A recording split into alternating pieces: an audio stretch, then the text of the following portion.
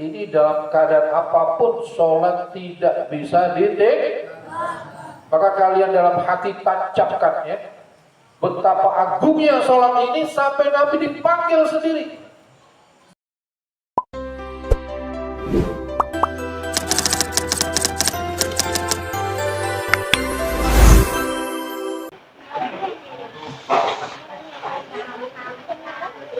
Assalamualaikum warahmatullahi wabarakatuh. Bismillahirrahmanirrahim. Alhamdulillahi rabbil alamin. Allahumma salli wa sallim ala sayyidina Muhammadin wa ashabihi ajma'in wa ba'd. Pada Mudirul Mahad Al-Ustaz Agus Tahanul Fawaz, kepada akhwanul kiram, ikhwanul kiram, para asatid, mobil khusus kepada ayah kita yang Ahmad Bakar, kita doakan mudah-mudahan Allah sehatkan badannya, Allah mudahkan urusannya, Allah luaskan rezekinya, Allah berikan keluarga yang sakinah, mawaddah dan rahmah. Kepada anak sekalian yang saya cintai, alhamdulillah pada malam ini kita bisa berkumpul. Mudah-mudahan perkumpulan atau pertemuan kita ini diberkahi oleh Allah Subhanahu wa taala. Amin. Terima kasih kepada panitia yang sudah menyediakan hidangan. Cuma saya ini bingung nih, saya mau ngomong atau mau ini lengkap ini ya. Ada kelapa ya. Wah, macam-macam ya. Terima kasih kepada panitia. Anak sekalian, kita berada di akhir-akhir bulan Rajab, betul? Tanggal berapa ini? 27. 3 hari lagi kita masuk bulan Sya'ban. Setelah itu Ramadan. Terus pulang, betul? Wah, senang sekali kalau kita pulang ya. Yang nggak pulang pun di sini, insya Allah nanti potong bebek ya. Potong mentok ya. Ya, jangan khawatir, pun potong mentok ya. Uras kolam ya. Anak sekalian, banyak sudah diterangkan oleh para ustaz tentang Isra Mi'raj. Kalau kita lihat Rasulullah Sallallahu Alaihi Wasallam sebelum Isra Mi'raj, sebelum Rasulullah diangkat ke langit, ada peristiwa yang mendahulunya, yaitu peristiwa-peristiwa yang berkaitan dengan kehidupan beliau yang sangat membuat beliau bersedih. Yang pertama adalah wafat istrinya tercinta, yaitu Khadijah radhiyallahu anha, istri yang sangat setia, istri yang membela beliau dengan seluruh yang dia miliki, hartanya, nyawanya, namanya. Istri yang melihat Nabi dari sudut pandang agama, tidak melihat Nabi dari sudut materialistik ya.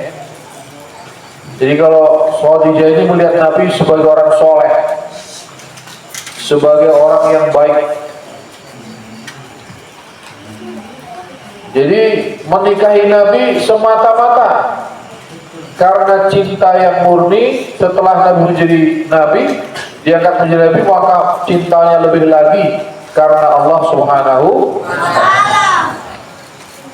Khadijah mengorbankan seluruh apa yang dia miliki untuk agama ini, sehingga cinta Nabi kepada Khadijah ini betul-betul bulat. Sampai akhirnya Khadijah meninggalkan Nabi, Nabi hanya punya satu istri, yaitu siapa? Khadijah. Tidak pernah menikah ketika menjadi suami daripada ibunda Khadijah. Sampai Khadijah radhiyallahu anha meninggal dunia, Nabi masih terkenang-kenang. Sampai punya istri pun, istri Aisyah radhiyallahu anha masih kadang terucap kata-kata ya Khadijah, sehingga Aisyah pun cemburu. Ini istri yang sangat setia, mendampingi Nabi dalam suka dan ya. Kadang-kadang kalau istri sekarang itu ya, ada uang abang saya, gak ada uang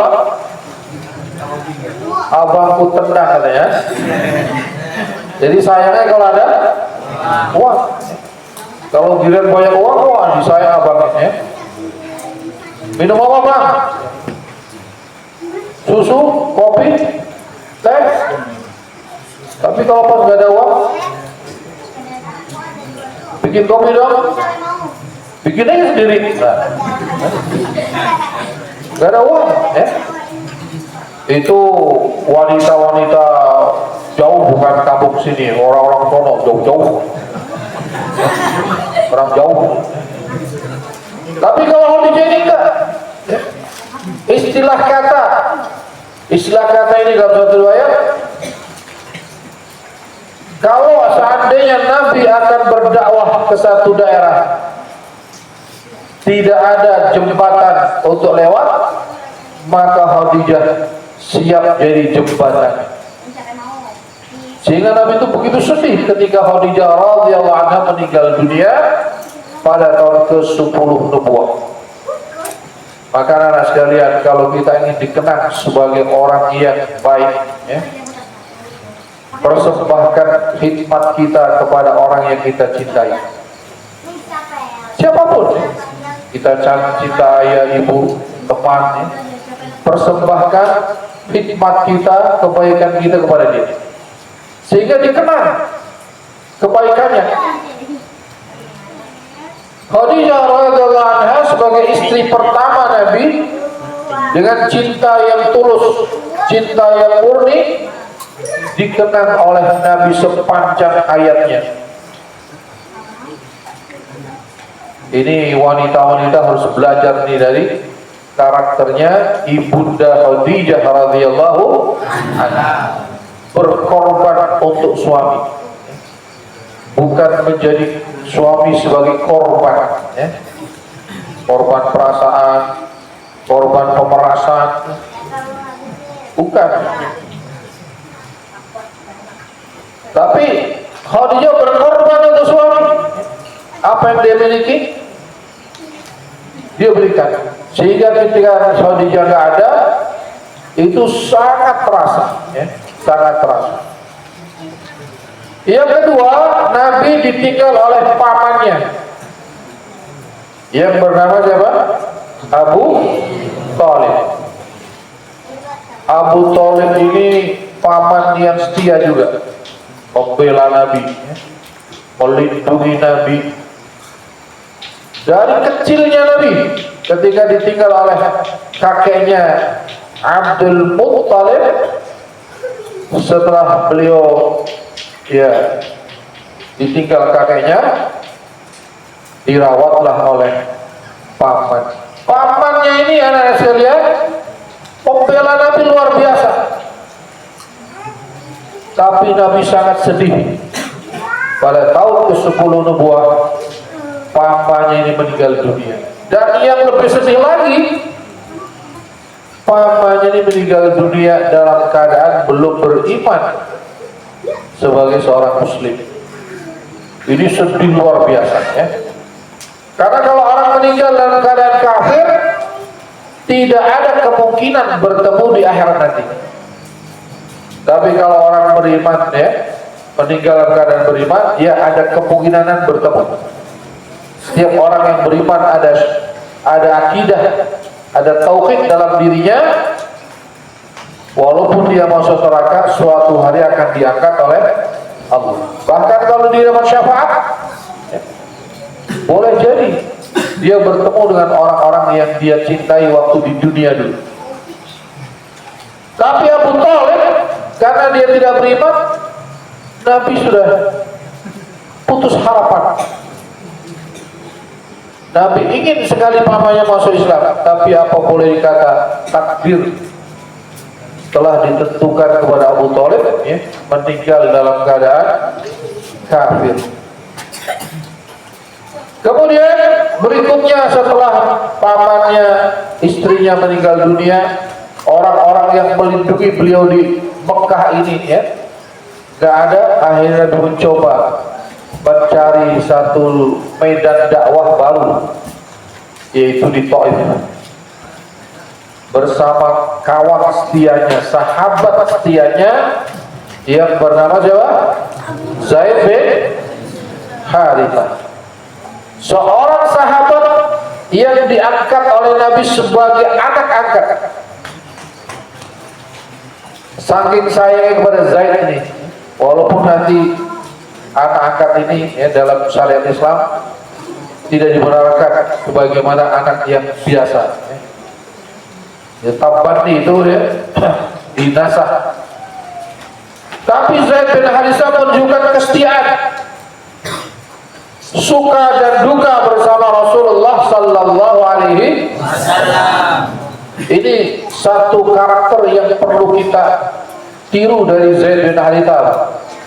Setia dalam berkawan, dalam suka oke, dalam duka pun oke. Sehingga Zaid bin Harithah bersama Nabi ke Taif itu bukan disambut dengan makanan seperti ini, ya, disambut dengan mobil, disambut dengan berkat, ataupun disambut dengan amplop, tidak. Tapi Nabi dan Zaid disambut dengan apa? Batu-batu, sehingga Nabi berdarah-darah. Maka nanti kalian, anak sekalian, ketika nanti kalian terjun ke medan dakwah, ya, jangan terlalu berharap disambut terus-menerus, ya. Jangan misalnya inginnya disambut, inginnya di apa, dia dikasih ini dan itu, ya. Jangan, karena Nabi tidak selalu seperti itu. Nabi kadang disambut, kadang disambut. Seperti itu aja. Seperti itu, Nabi disambut dengan batu sampai berdarah-darah bersama Zaid bin Harithah. Tapi Nabi tidak marah. Nabi justru berdoa, Allahumma hdi qaumi fa innahum la ya'lamun. Suatu hari nanti mungkin ada di antara kalian yang dakwah di medan-medan yang memerlukan kesabaran.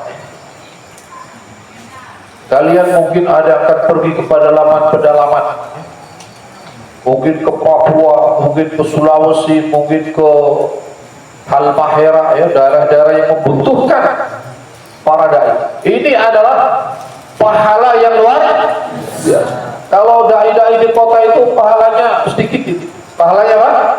Sedikit, karena udah diganti dengan amplop, dengan berkat, dengan mobil, dengan motor dan lain-lain, ya. Gak terlalu banyak, tantangannya sedikit. Kata para ahli hikmah, al-ajru bi qadril masyaqqah. Pahala itu sesuai dengan tingkat masyaqqah. Kalau ustaz di kota, ya, kiai di kota itu masyaqqahnya sedikit, ya, malah banyak yang akhirnya tidak sedikit, ya, ustaz atau kiai di kota hidup dalam kemewahan, hidup dalam glamor, hidup dalam dunia, ya, yang tidak sepatutnya dia berada di situ, hanya bersama kemewahan. Tapi Zaid bin Harithah dan Rasulullah di Taif disambit dengan batu sampai berdarah-darah. Zaid setia menemani Nabi, sehingga Rasulullah ini berterima kasih kepada Zaid bukan hanya sebagai seorang pembela dalam dakwah, tapi juga punya hubungan emosional yang luar biasa. Sampai anaknya Zaid bin Harithah, namanya siapa? Usamah bin, itu juga dicintai oleh Nabi seperti cucunya. Usamah ini juga dicintai oleh Nabi.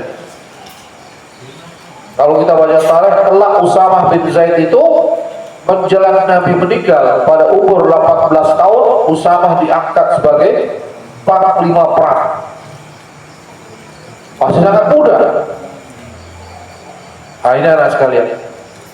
Jadi dakwah itu tidak selalu enak, kadang-kadang tidak enak, kadang-kadang harus menghadapi tantangan-tantangan. Kalian ya berniat berdakwah dalam suka dan jangan dakwah nyari yang suka-suka aja ya. Jangan dakwah nyari yang enak saja. Enak adalah medan dakwah. Para ulama-ulama terdahulu, apalagi Nabi dan sahabat, mereka telah membuktikan betapa mereka mengalami ujian-ujian. Kalau dalam surah Al-Baqarah kita baca, afa hasibtum an tadkhulul jannata wa lamma ya'tikum mathalul ladzina qalu min qablikum massathumul ba'sa'u wad-dharra'u wa zulzilu hatta yaqula ar-rasul wal ladzina amanu ma'ahu mata nasrullah ala inna nasrallahi qarib. Apakah kalian berharap akan masuk surga sementara belum datang kepada kalian apa yang telah datang kepada orang-orang sebelum kalian? Mereka ditimpa kesusahan, ditimpa berbagai macam penderitaan dan diguncang jiwanya sampai Nabi dan para sahabat bertanya, mata nasrullah, kapan akan turun pertolongan? Padahal mereka orang-orang yang sabar. Maka anak sekalian ya, kalau kalian nanti terjun di medan dakwah, mengalami berbagai macam penderitaan, kesusahan dan lain-lain ya, ingat Nabi dan sahabat mereka orang-orang yang sebahagian besar dijamin masuk surga, tapi mereka mengalami ujian-ujian yang luar biasa. Jadi yang jadi teladan kita siapa?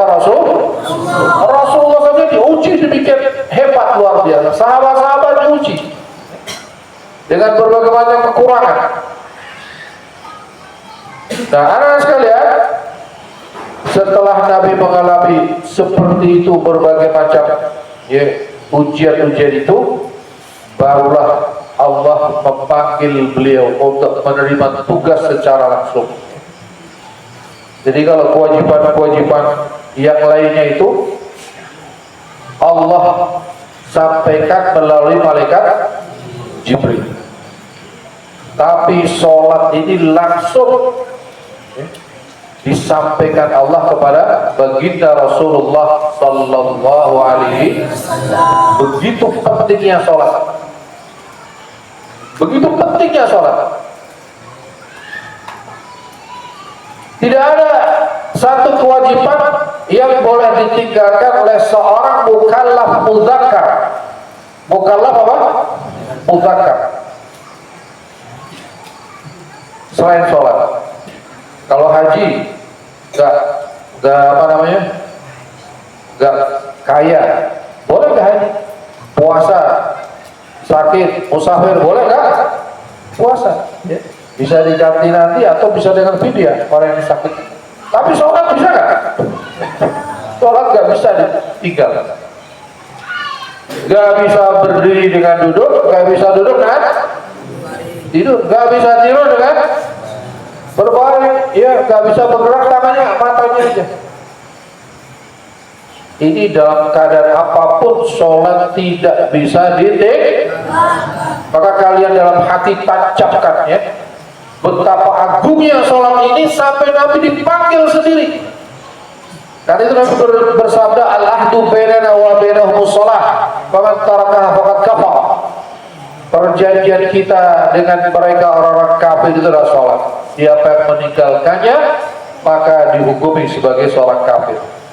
Hanya para ulama berbeda pendapat kafirnya seperti apa. Kalau orang meninggalkan sholat juhudan ya, kemudian wa munkar liwujubati ya, itu fakat kafir. Kalau orang meninggalkan sholat karena dia mengingkari kewajiban sholat ya, sholat gak wajib, maka hukumnya kafir karena dia mengkufuri ayat-ayat Allah. Karena perintah sholat ini hukum qat'i. Tapi kalau dia nggak sholat karena mungkin ya malas atau karena ya bisa aja lemah iman dan segala macam ya, itu hukumnya dosa besar atau fasik. Tapi yang paling selamat adalah kalian niatkan sholat sepanjang hayat dalam keadaan apa? Kalau masih di pesantren ini masih insya Allah sholat semua ya. Insya Allah sholat semua. Nanti kalau kalian keluar dari pesantren, masuk ke dunia kerja, ya, di situ tantangannya luar biasa. Banyak orang-orang santri yang keluar dari pesantren bekerja karena sibuk kerja akhirnya meninggalkan sholat. Ada nggak? Ada. Kalau di pesantren tantangannya kecil. Tantangan itu nanti kalau keluar di pesantren, di tempat pekerjaan atau lingkungan-lingkungan yang baru gitu ya, disitulah tantangannya luar biasa. Apalagi kalau teman-temannya nggak pada sholat. Kerja di misalnya apa yang sering nggak sholat, apa pekerjaan apa tuh? Hah? Ya orangnya sering nggak sholat kerja apa? Tambak, dan tambak, atau pekerjaan apa ya di bangunan ya, bengkel, itu kan susah tuh. Tapi kata Rasulullah, ya, siapa yang menghidupkan ajaranku dalam satu lingkungan yang rusak, ya, maka pahalanya seperti orang mati syahid. Man ahya sunnati inda fasadi ummati falahu ajur syahid. Jadi kalau kalian nanti bekerja atau berada di satu lingkungan yang rusak, orang pada nggak sholat, pada mungkar segala macam, tapi kalian bertahan dengan kebenaran, bertahan dengan yang hak, pahalanya seperti orang mati. Orang mati syahid itu pahalanya surga yang tinggi. Orang di surga, ya, ketika ditanya apa permintaan kalian, permintaannya macam-macam. Tapi orang mati syahid apa? Dia bilang saya minta dihidupkan lagi dan saya bisa berperang lagi sehingga saya bisa mati syahid. Karena begitu mulianya orang yang mati syahid. Itu orang yang hidup dalam satu lingkungan yang rusak, zaman yang rusak, dia bertahan, dia tidak ikut-ikutan dalam kerusakan itu. Dia bagaikan batu karang di tengah ombak lautan, ya, di tengah gulungan ombak. Itu bahasanya Inggrisnya itu rock in roll. Apa? Rock in roll. Rock itu artinya batu karang. In roll itu gulungan ombak. Bukan rock in roll yang nyanyi-nyanyi itu bukan, ya. Itu gambaran saja, ya.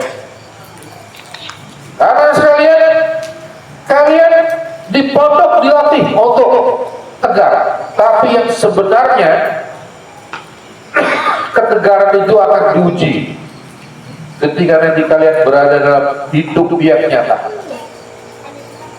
Hidup, ya.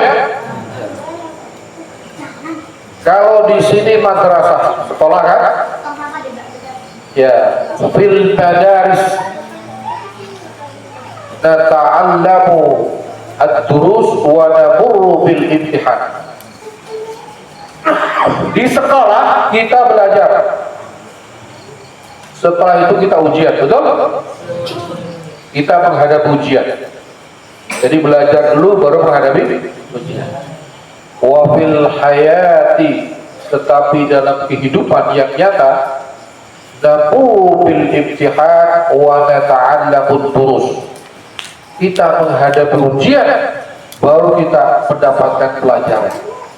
Jadi coba tanya pada kawan-kawan saudara, ya, yang terjun dalam kehidupan nyata, ada ujian ini, ujian itu, baru di situ belajar sabar, belajar istiqamah, belajar disiplin.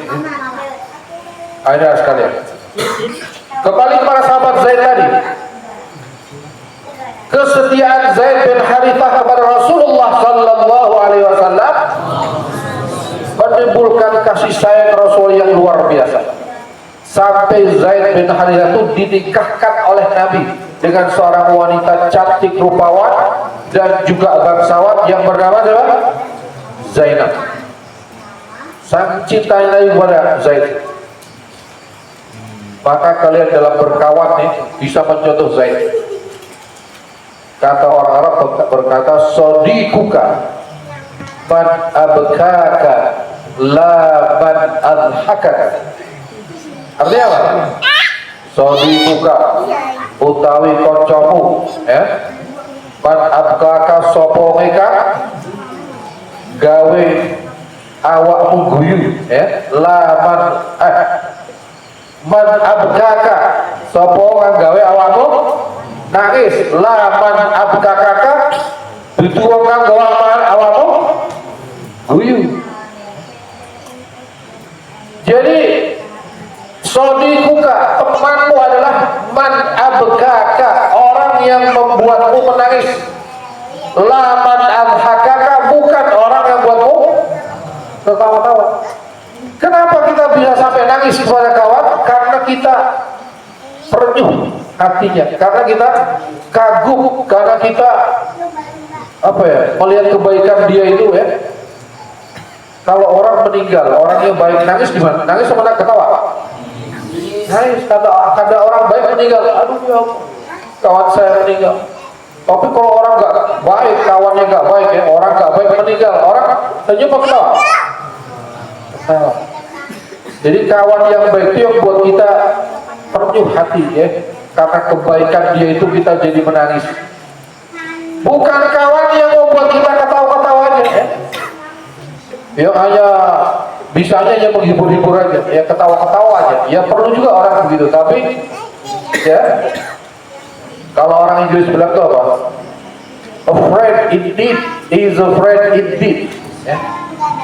Kawan dalam kesusahan itu adalah kawan yang sesungguhnya.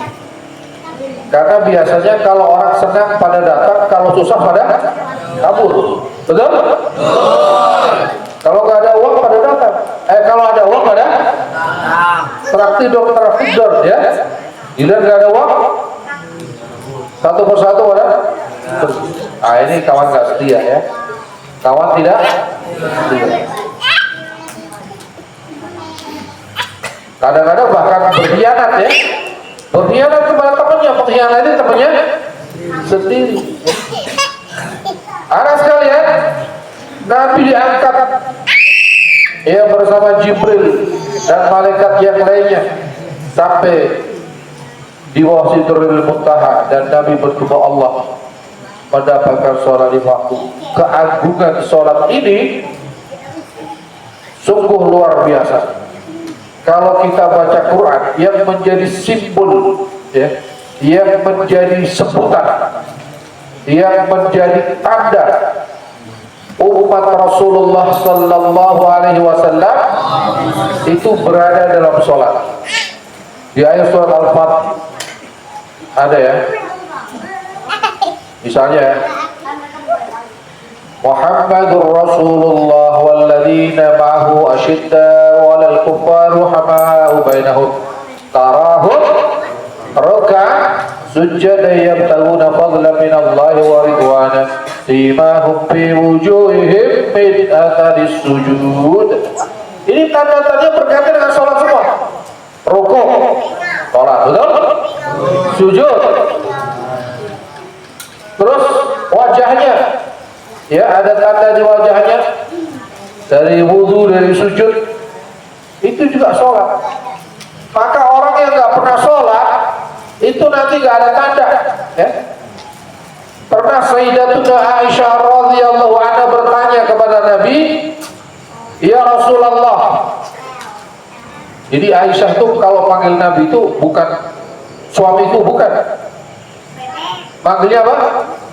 Ya Rasulullah. Walaupun istri, begitu hormatnya istri-istri beliau, manggilnya pun ya Rasul. Kata Aisyah radhiyallahu anha, ya Rasulullah, bagaimana engkau mengenali umatmu kelak, sementara jumlahnya bermiliar-miliar dan juga banyak yang gak ketemu dengan engkau. Kata Nabi lagi, nanti umat itu akan bercahaya tubuhnya dari bekas-bekas melaksanakan sunnah atau perintah-perintah Allah dan Rasulnya. wajahnya yang wudu, ya, akan bercahaya, tangannya wudu, sholat akan ya, orang yang gak pernah wudu, gak pernah sholat, mukanya hitam kelam, tidak akan dikenal oleh Rasulullah Sallallahu Alaihi Wasallam. Maka kata Nabi, orang yang sholat itu bagaikan orang yang mengalir kali di depan rumahnya 5 kali dia mandi dalam sehari. Bersih? Apa masih kotor? 5 kali. Kita yang mandi 2 kali aja bersih, ya nggak? Bahkan sekali. Bahkan kalau di sini, jangan-jangan ada nggak mandi sehari, ya? 3 hari sekali mandi. Benar, kalau mandi di sini, ya, boleh jadi 3 hari sekali. Ya? Ini ya, ada kudus kurap ini biasanya mandinya jarang tuh. Ya? Ya? Kalau rajin mandi enggak? Ya? Ini anak sekalian, ya, dibiasakan mandi, ya. Kalau masih kira-kira agak keringetan, langsung mandi. Karena begitu ditunda-tunda, nanti menjadi dingin lagi, nggak jadi. Ya. Jadi sholat 5 waktu itu kayak orang mandi 5 kali sehari. Bagaimana kak? Bersih, pasti bersih. Kalau kita wudhu saja itu kata Rasulullah, maka ya tetesan air wudhu itu mengalir bersama dosa-dosa yang ada di mata kita, di wajah kita, di tangan kita, turun luruh bersama air wudhu. Apalagi kalau kita sholat jamaah, ya, jalan kakinya menggugurkan dosa, menaikkan derajat. Ketika kita nunggu sholat, ada malaikat yang mendoakan, ya, Allahumma ighfir lahu, ampuni dia. Jadi anak-anak sekalian, yang paling penting sekali kalian tancapkan dalam diri ini, ya, di dalam kita mengenang perjalanan Nabi Mi'raj ini, tiapkan dalam hati, ya, sholat sepanjang hayat. Sholat sepanjang, jangan ada sedikit pun niat meninggalkan sholat. Ini penting sekali, ya. Niat sholat sepanjang dalam keadaan apapun, dalam keadaan apapun, apalagi dalam keadaan sehat, dalam keadaan sakit pun kita tentu harus.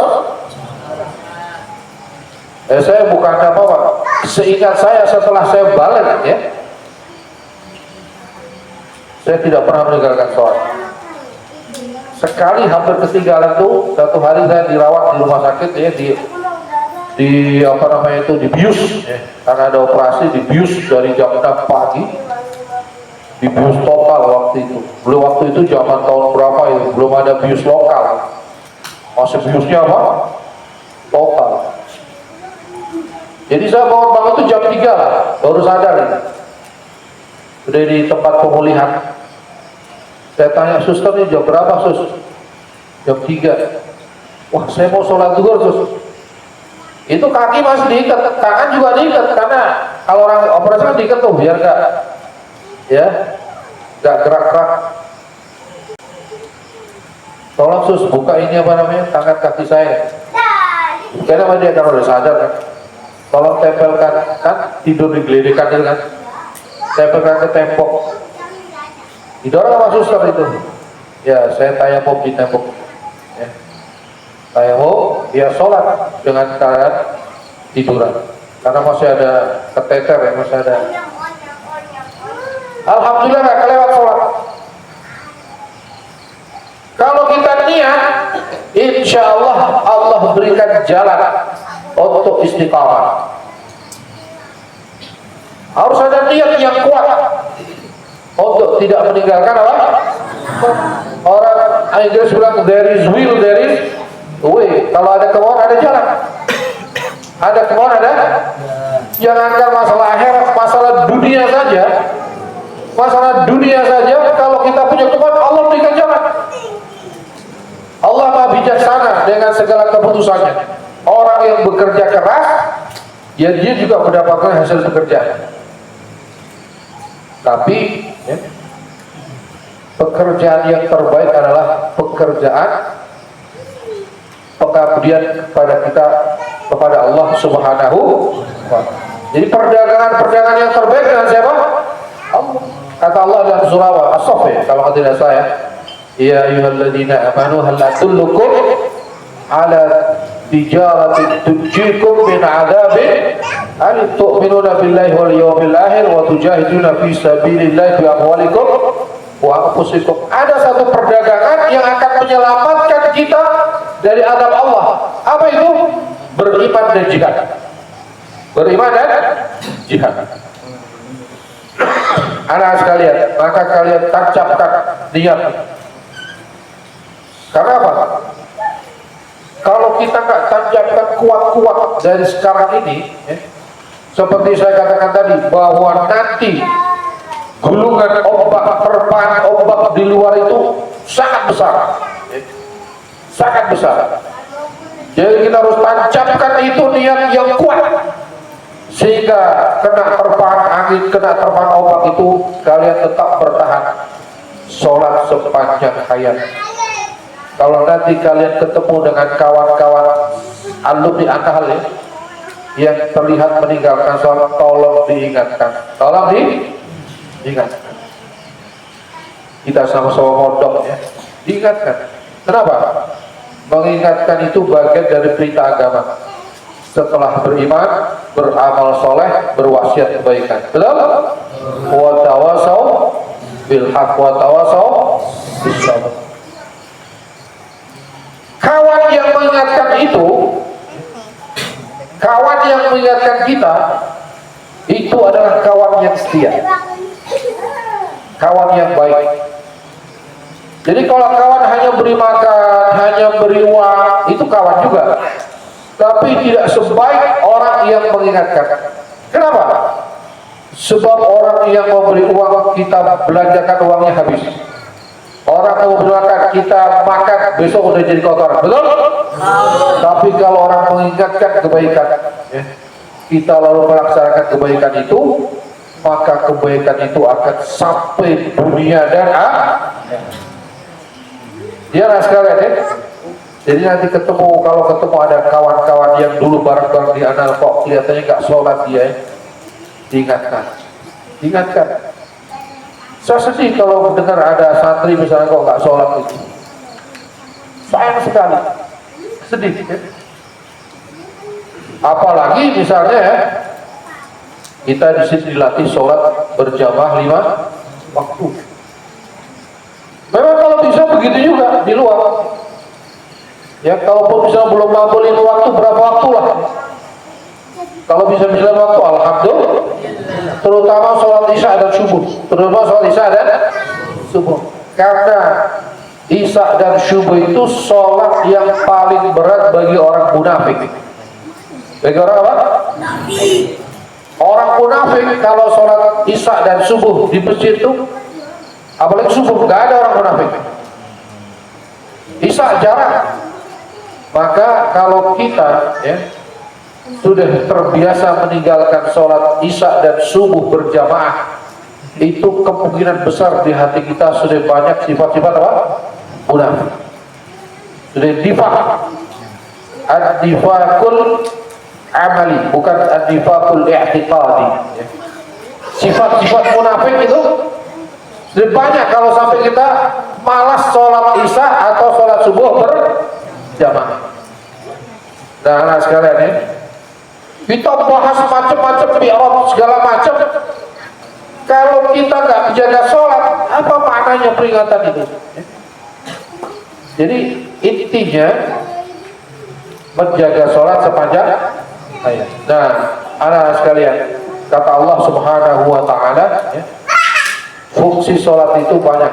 Yang pertama, inna sholata tanha 'anil fahsya'i wal munkar. Yang kedua, aqimis sholata li dzikri. Pertama, sholat itu mencegah dari perbuatan keji dan munkar. Jadi sebisa mungkin kalau kita udah biasa sholat ya perbuatan keji dan munkar mulai ditinggalkan sedikit demi sedikit. Jangan STMJ ya. STMJ itu sholat terus maksiat jalan. Sama-sama jalan, sholat iya maksiat. Jangan begitu ya. Ya kita coba sedikit tinggalkan maksiat, tinggalkan maksiat. Nah, itu baru sholatnya sholat yang benar. Tanha 'anil fahsya'i wal munkar. Indonesia ini termasuk orang yang dipertanyakan sholatnya oleh dunia internasional. Sebab Indonesia ini ya, masjid banyak, orang sholat juga banyak, tapi koruptor juga Indonesia ini ya. Pelacuran Indonesia banyak, apalagi judi online. Judi online itu Indonesia termasuk kelas pertama di Asia Pasifik, kalau nggak dunia ya. Minimal Asia Pasifik itu number 1 pemain judi online. Judul itu dari orang yang kaya sampai orang yang rakyat jelata itu terlibat sholat, tapi judi online. Ya, beruntunglah kalian yang nggak kenal game, yang nggak kenal judi online ya. Tidak sedikit yang berjatuhan gara-gara itu. Jadi pertanyaan, apa itu hakikat sholat? Sholat juga tapi maksiat tetap maksiat. Ya contohnya tadi koruptor itu ya. Itu orang Islam kebanyakan, betul?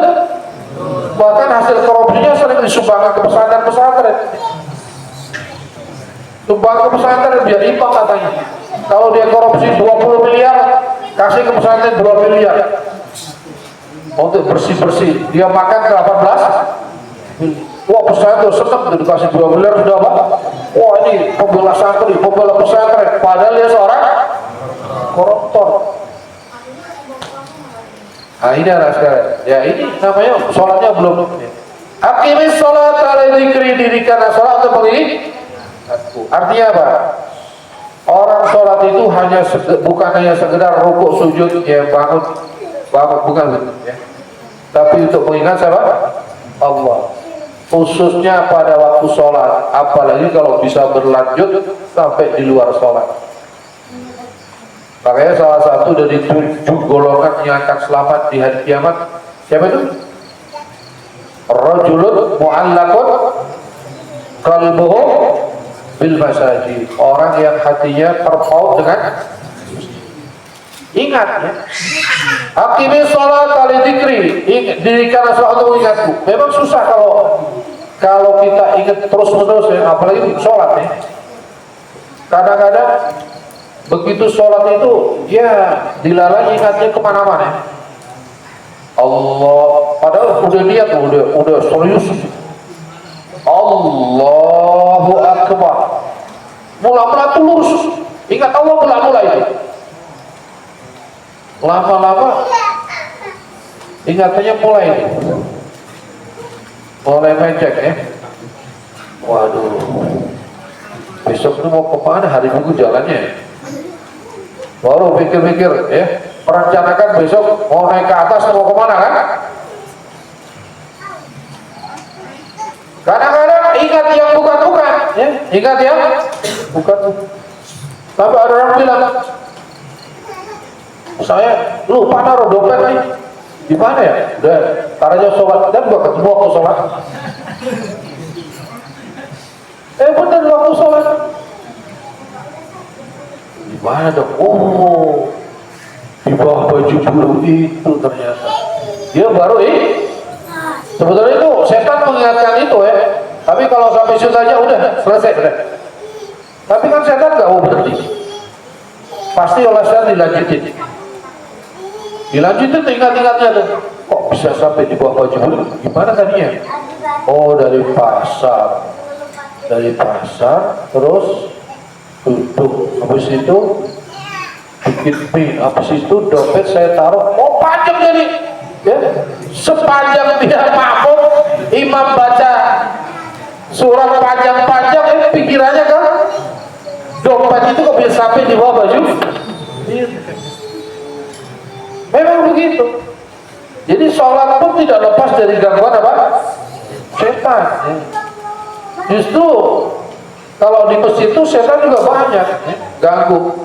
Kalau kayak di diskotik orang jaga itu mungkin setan ada tapi nggak begitu berat tuh tugasnya setan juga nggak terlalu berat karena di situ udah orangnya pun udah jadi Tapi kalau di masjid ini orang soleh-soleh ini harus diganggu, Karena sekalian, satu aja yang saya pesankan kepada kalian untuk diri saya sendiri, untuk keluarga saya dan untuk kalian, ya. Niat sholat sepanjang hayat. Dengan apapun kalian lakukan sebisa mungkin, jangan sampai tinggal sholat. Memang ada pekerjaan-pekerjaan berat yang sholat pun susah. Maaf. Saya pernah ketemu orang pekerja. Saya naik mobil kuda itu ya. Pas hujan gitu. Di jalan macet. Di bawah ini ada orang kerja bikin apa tuh? Lubang apa? Galian tuh ya, galian apa? Kabel ini. Saya lihat, Masya Allah. Tak terasa menangis itu. Betapa beratnya orang ini melakukan apa? Pekerjaan. Sementara saya enak di atas mobil. Tapi yang sedih lagi apa? Orang ini tak sholat. Gak pernah saya tanya orang itu. Memang Bapak gimana Pak? Sholat gak? Gak ada yang sholat. Puasa? Gak puasa.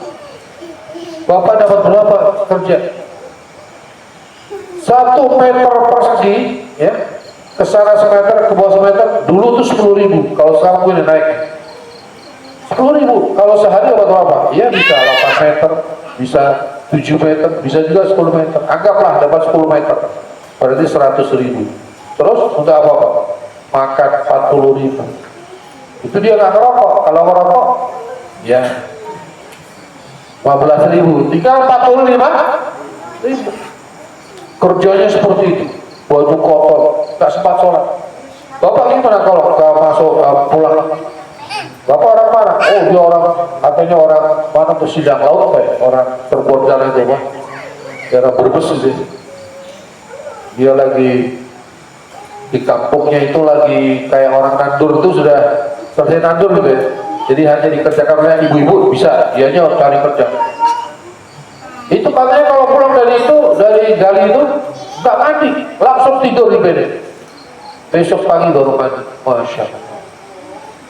Susah dunia, susah. Nah kalau seperti itu bagaimana tuh? Saya pengen tanya, kira-kira kalian tetap sholat enggak? Seandainya misalnya ya ada di antara kalian yang kerjanya seperti itu, tetap sholat enggak? Bagaimana itu misalnya mau sholat gimana? Sebisa mungkin sholat, kotor semua bagaimana? Kalau memang tidak memungkinkan untuk ganti dengan baju yang bersih ya, bisa nyanyi dengan baju itu, ad-darurah tubihul mahdurat. Yang penting dia sholat, jangan sampai tinggal apa? Sebisa mungkin. Sebab apa? Ada kawan seorang tukang itu, dia dan anak buahnya sholat 5 waktu. Ada seorang ya, Pak Haji Campa namanya itu, kenalan ya. Dia juga suka jumpa ke sini. Waktu sebelum meninggal ya, saya juga heran.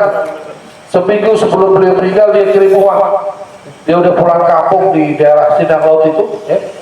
Kirim uang, temennya kirim. Tolong kasihkan ke Pak Haji Mahmud, kalau nggak salah 800.000 untuk pesantren. Seminggu setelah itu dia meninggal dunia.